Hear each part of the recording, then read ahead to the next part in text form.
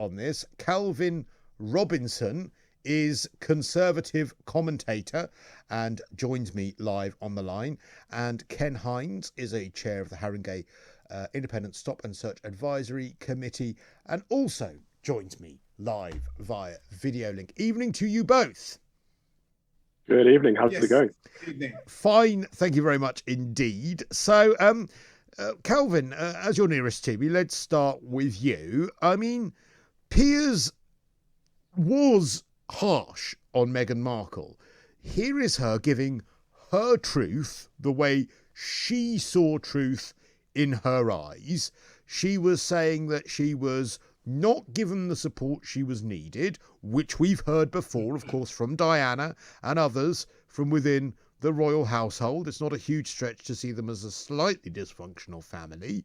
She told the story about this horrific exchange where someone did mention the potential for Archie's skin colour and the concerns over this. She also went on to talk about the lack of support she had for her mental health. These are all really serious issues.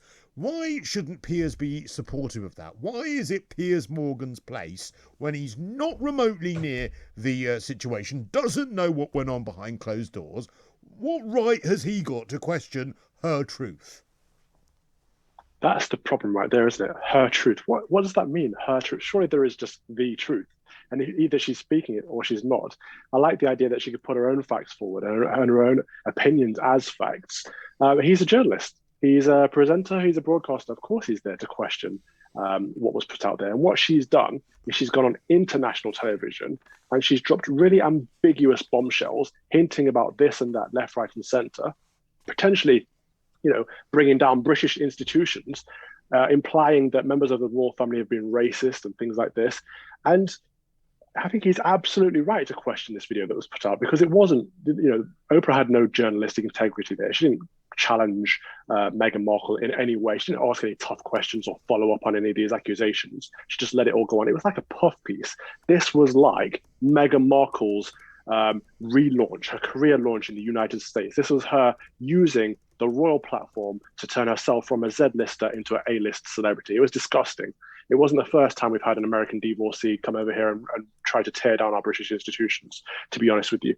And even I pointed out, at the time when I watched the documentary, because I'm someone who's interested in the Church of England, and I heard her say, 3 days before the royal wedding, we got married. And I was like, no, you didn't, because weddings require at least 2 witnesses, and she said it was just the 3 of them, her, Prince Harry, and the Archbishop.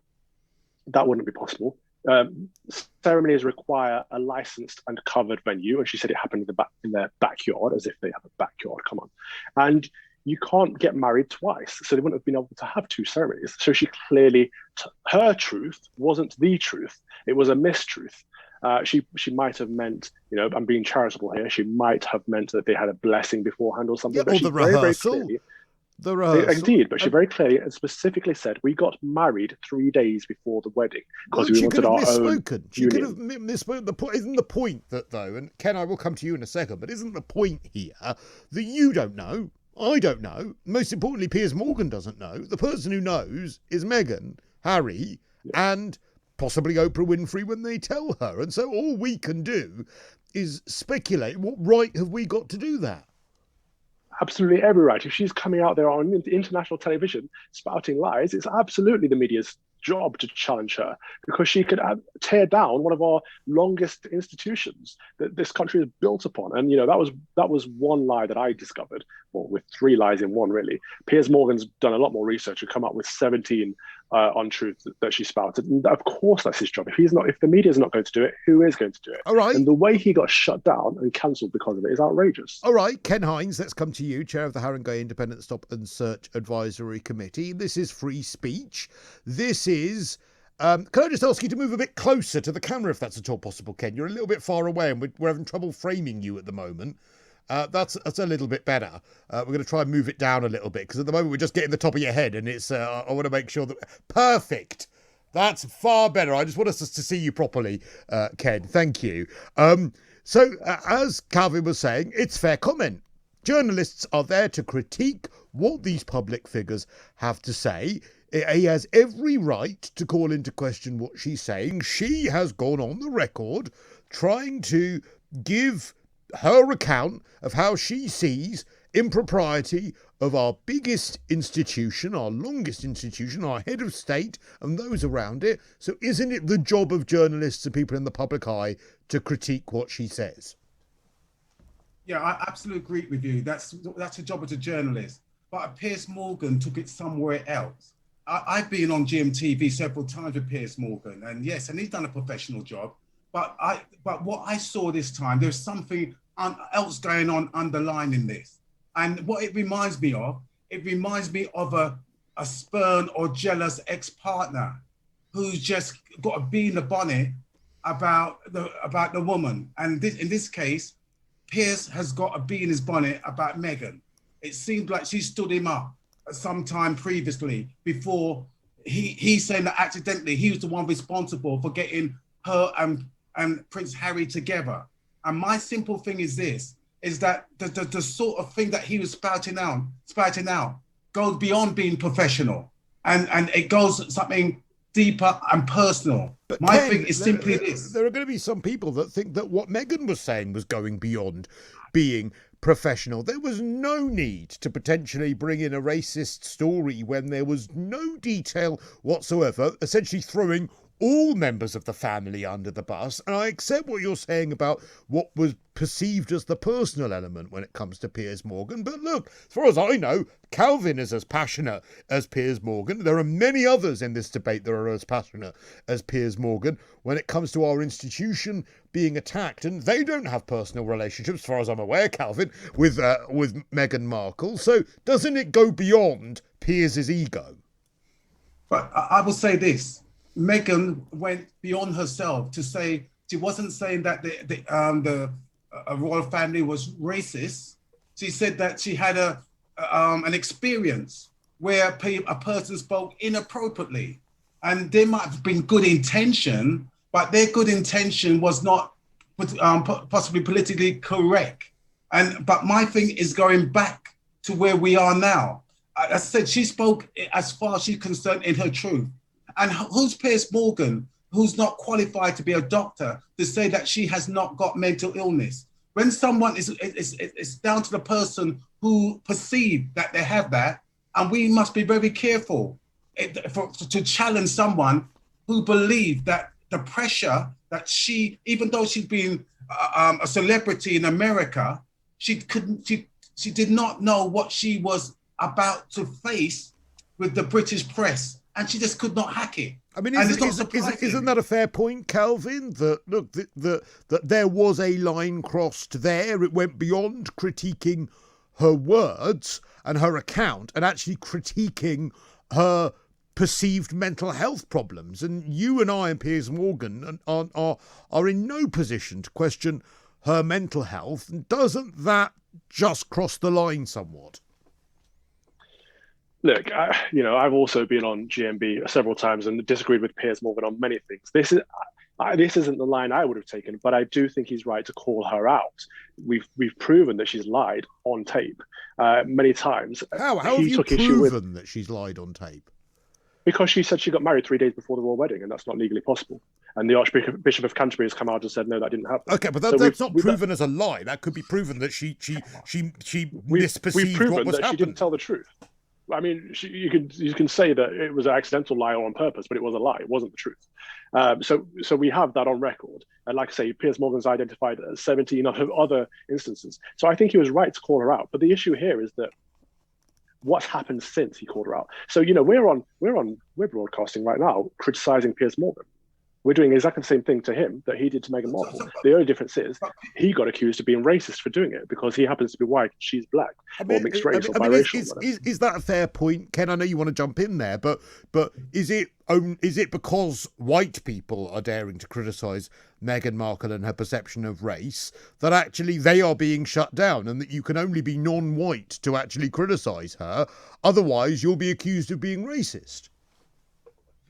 Piers should have declared that he's got a conflict of interest, because he's gone on record to say that he felt hurt, that when he had a drink with her, she got drunk, he put it into a taxi, and she ended up with Prince Harry. So he felt that he never had his fill with Meghan. Now, as we go back to the royal family and to say about whether because he's mixed race and she said something and the royal family could not critique her or come back, that's the royal family stance. And I will say this to you: who are me or you, me or you, Calvin, to deny whether they got married earlier or not? They're the royal family. They could do more likely what they like. They're not like me and you. So who's to us to say what is right and what isn't right? I'm just saying this. And what else has she lied about that you know about? Not what Piers Morgan suggests that she's lied about. What you honestly believe. And I'll say quite clearly, as a mixed race person, that you should know better about, rather than calling out your own, rather than defending them, to know. Whoa, you need to stop. No, you need to stop. You need to stop right there. Ken, we still suffer historical trauma, right? So I'm coming out with it. So I'm leaving it to you to respond back to that. First and foremost, my race with you. It has nothing to do with my politics, nothing to do with my opinions. And I don't appreciate you saying I need to stick by my own. My own is my family. My own is my Christian brothers and sisters. My own is my British community. Do not dare to tell me that my own is decided by the color of my skin. Who the hell do you think you are? I'm an expert because I'm black, so I can talk about it from a historical past. And you're not. If you want to deny that part of you, put it that's to down you are a racist. Oh yes, I can't. Opinion I need to have based on the color of my skin. That is outrageous. That is ridiculous. I don't know who you think you're talking to. How can you call me a racist when I defend black people for many years on stop and because you're serve, telling a mixed race person what to think based on the color of their skin.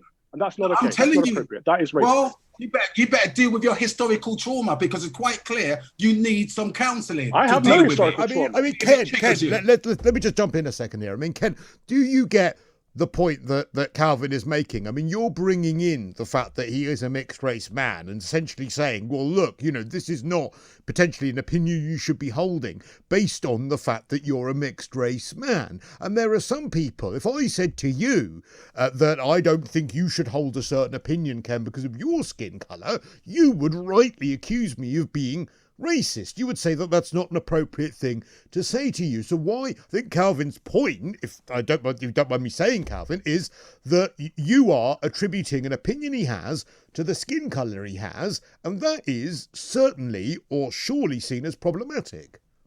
Well, simply speaking, that we're suffering from systemic racism in this country. Whether the Tony Steele report, where's your evidence or whatever, that's nonsense. Right, says that. But I'm just saying this is what I've experienced. And if he hasn't experienced, I would like to know which part of England that he was born or he grew up in and never experienced any racist banter coming back at him. And when we got the press that is, are we going to mute him eventually so I can speak? Against people. All right, Ken, you've asked Calvin a lot of questions there. Now, please just let him answer and don't try not to interrupt him. Calvin, the floor's yours. So, I have an opinion based on Meghan from what I've heard, from what I've seen. I don't like her as a person. I don't like what she's done to this country. I don't like the way she's treated a British institution. I think it's inappropriate. I think many people share my opinion. The colour of her skin has nothing to do with it. I don't dislike her because of the colour of her skin, and I shouldn't like her because of the colour of her skin. That would be racist. Now, for you to stand here and tell me that I need to like her or not like her because of the colour of her skin and because of the colour of my skin, that too is racist.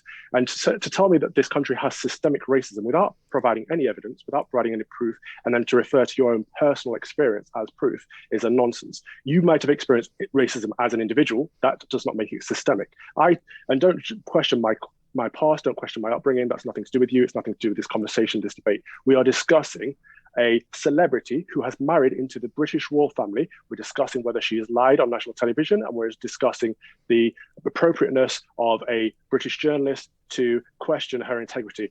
My race, my childhood, my background has absolutely nothing to do with the conversation. And for you to bring that up and to raise that and to use that against me and to weaponize my race is racist. And I've frankly had enough of this conversation, and I no longer want to engage with you, Ken.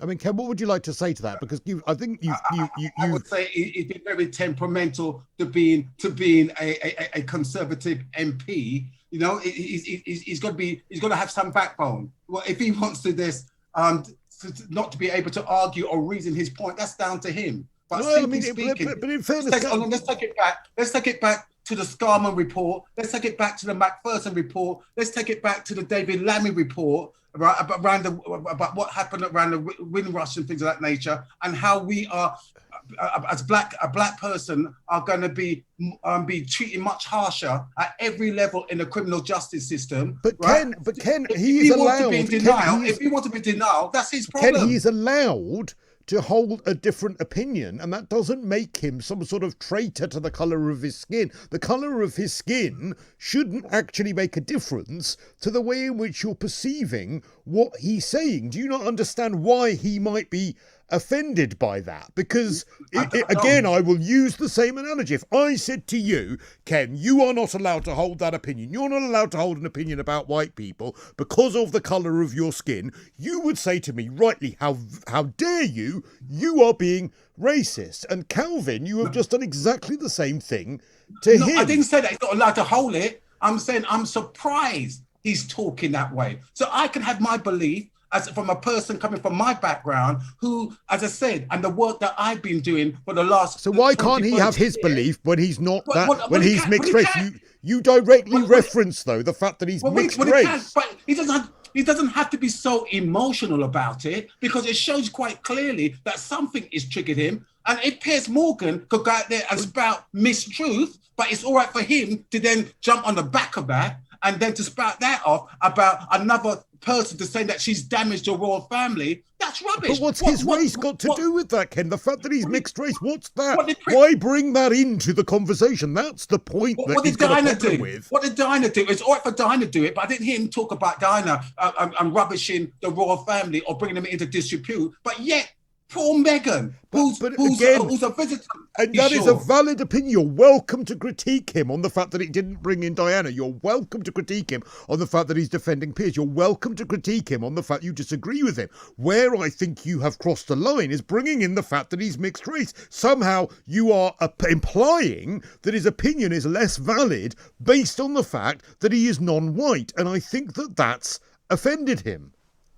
Do you not see why that might have offended him? Not at all, because you know what? I go through most days getting offended. Well, then you should know better. Then you should know better. I had to toughen myself. I have to steel myself against it. And if he's an MP, God help his constituents, if that's how vulnerable and volatile he is, he should not be in that position. He should be going into something which is that he does not get critiqued in that way. That's my thing, because I swear to God, if that's the worst thing he's been called, and he's able to call me a racist based on one comment, come on, that can't be real either. But I think what he felt you were doing was critiquing his opinions based on his skin colour, which was why you referenced it. And surely that's something you fought against all your life, Ken. That's something that you've tried to stop people feeling. You don't want people feeling that their opinions are compromised or being silenced based on their skin colour. And so I think that the fact you referenced it is the thing that's problematic.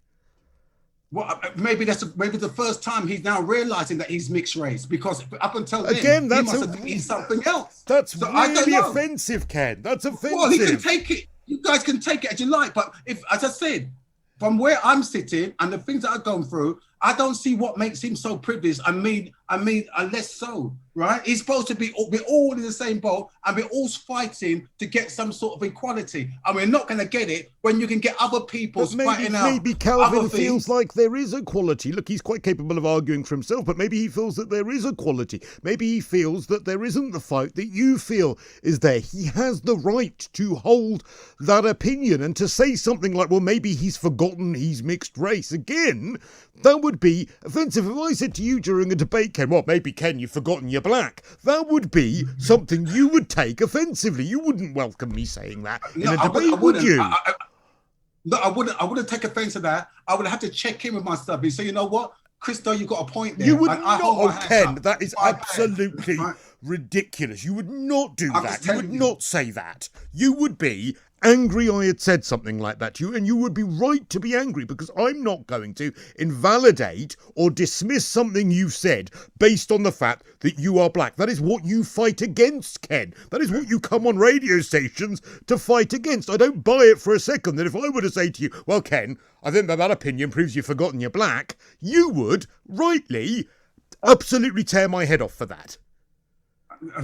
Cristo, I beg to differ. And I said, I'm sorry if it's perception, I mean, if you feel hurt by that, but I feel that he should have more of a backbone than to allow something of a comment to make him then feel that he has to no longer take part in this conversation. We were doing all right. So I can't understand why he's making it so personal, but I will personally go and counsel him to give him some backbone if that's what he needs. Well, I don't think you're making things better by saying that. I don't think it's a question of backbone, Ken. I think it's a question of what's appropriate in a debate, and referencing someone's skin colour in a negative way I always thought was racism. Forgive me, but I did. But Piers Morgan has gone way past that. But what's he? No one's stepping up and stepping to him. The only person who stepped to him is Alex Beresford, who stepped up and said that was just uncalled for. He overstepped the line. Now, you can't tell me that I'm of the same... But Alex Beresford is mixed race and his opinion is allowed, but Calvin's mixed race and his opinion isn't allowed. That's where we are now. I just said that he just needs to remember where, as far as I'm concerned, I'm just giving my own opinion. And I may be controversial to him or to yourself, but maybe I don't think it's controversial. I just think it's you're framing someone's opinion in a negative way based on their skin colour. And if I were to do that, if I were to say I'm going to dismiss what Alex Beresford says because he's mixed race, you would accuse me of being racist. You've just done the same to Calvin. You've dismissed what he said, or you've questioned what he said in a negative way based on his skin colour. Now, it's got to work both ways. You might disagree with Calvin massively. You've every right to do that. I welcome your right to do that. But the fact that you frame you can't hold that opinion... You call me naive, but don't call me racist. Don't call me racist. Well, that's his right to do that. And you have every right to... I find that offensive, but I still held my own. But yet, look what he did. Okay, right? Well, look, I think we're not getting anywhere, really, Ken. I mean, I respect the fact you've come on. I think that Calvin did what he had to do during that debate, and I think that you've made it very clear that you also think that Piers Morgan crossed a line too. Yes, rightfully so. And Chris, I thank you for providing me this platform. I apologise to him if he's that sensitive. It was never meant for him to take it in that manner. All right, well, Ken, if he's listening along now, and maybe he will take that apology. But listen, I appreciate the time you've given us. That's Ken Hinds, chair of the Harringay Independent Stop and Search